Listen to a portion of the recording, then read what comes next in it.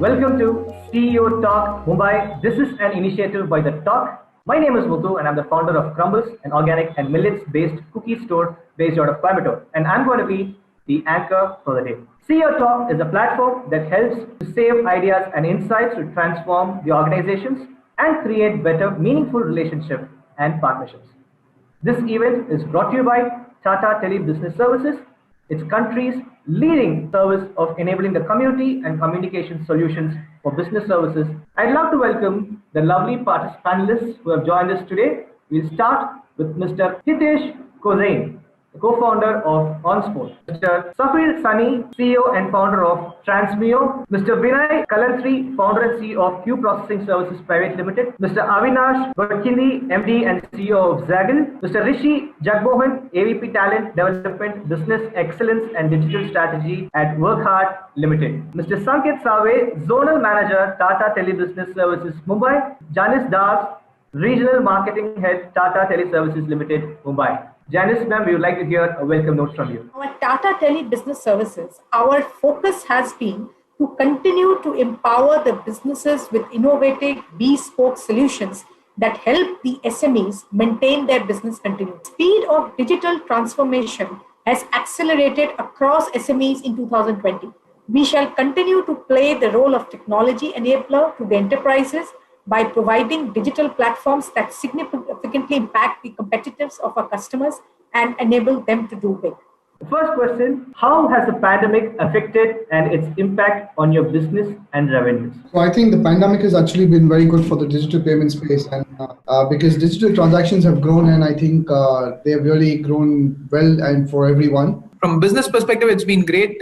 From a human perspective, of course, the pandemic has been terrible. We were into events, and events have been first ones to get heavily affected. So during the initial time, we were affected a lot. But the thing is, like after the digitization, it's getting better and better. How do you foresee the second half of 2021?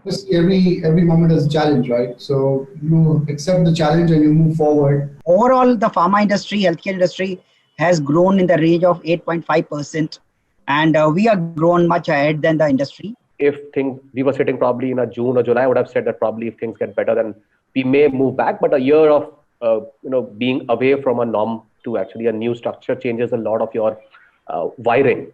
And that's the way I think business have changed. We are expecting a huge growth. So there are a lot of scope for digitization. So I think it's going to be a bumper second half. Which method do you think is more effective for your business? Is it going to be a work from home model or a hybrid model, or as usual, the conventional office model? The best model is the phygital model. For us, like we ever implemented a small strategy, something like a hybrid model. Basically, 30% of our staff, which is now working from home. Our team members are also very happy because the productivity is actually increased. So I think it's been very productive for us, and we're very happy working the way we're working right now. For us also, it's a hybrid model. Almost everybody who's endorsed for an hybrid model.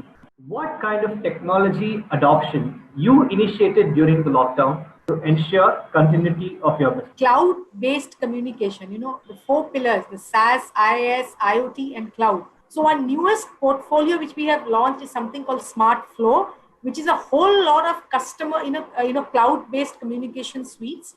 And it helps you to get in touch with your customers seamlessly throughout. So I think that's a step which TTBS have taken towards that. For employees, it's Zoom. From a customer perspective, we saw a flip. 90% of the customers used to take physical cards from us earlier. And now 90% of the customers all take e-solutions, virtual cards. One is Teams, which is basically for all the PCs that we have. And the second is the Planner. I think that's been one of our very big supportive tools in the lockdown as well as till now, and it's helped us actually keep track of everything that we need to do. For our team, we are started using Slack for the internal communication. So that's, I think, more convenient, and we have a lot of workflows integrated along with the Slack. A video sort of conferencing solution like the one we are on right now, that's the first one, and cashless payments have been the second one. The use of Zoom 1 year before we had a very good learning curve. And today the field force is also our sales guys and our head office staff is also on Zoom. But what were the challenges that you faced as an entrepreneur during this paradigm shift? The challenge is basically we're sales guys, right? So we're very used to interacting with people and meeting them face to face and doing all of that. So it was a very odd and a very different thought process altogether. Suddenly going totally digital and seeing people on Zoom and meeting people not face to face. So enabling the access to the employees in different location was one of the biggest challenge that we have faced. So that energy, that interaction, that feedback that you would get as an entrepreneur as to what's happening on the ground, how are your teams doing, what's their motivation level, that check has become much trickier now. Selling targets over digital format is inhuman.